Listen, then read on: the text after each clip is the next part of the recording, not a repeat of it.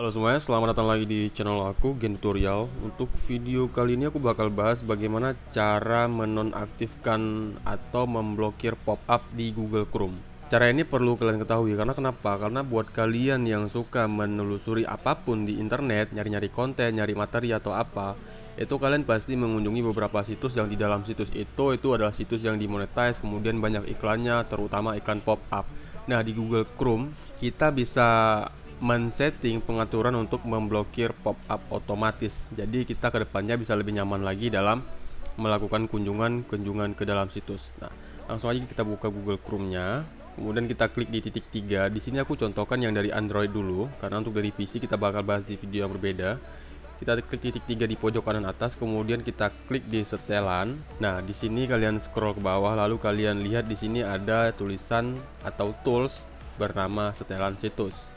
Kita klik dan di sini ada pop-up. Nah, kalian klik di pop-up dan pengalihan. Jadi kan pop-up ini ibaratnya gimana ya? Pas kita buka website itu dia muncul iklan-iklan kecil itu namanya pop-up, atau ketika kita mengklik link malah dialihkan ke halaman yang tidak kita inginkan. Itu juga pop-up namanya. Di sini kalian tinggal aktifkan aja nih pop-up dan pengalihan. Di sini tertulis blokir situs agar tidak menampilkan pop-up dan pengalihan. Dan di sini juga ditulis disarankan ya. Jadi kita memang disarankan untuk mengaktifkan blokir pop-up di Google Chrome. Langsung aja kita klik. Nah, sekarang pemblokirannya sudah aktif.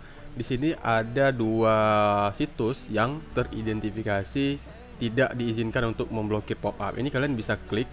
Nah, kalian bisa klik blokir. Kemudian kalau ada lagi yang di bawahnya, ini pengecualiannya, ini kalian bisa klik, kalian blokir juga.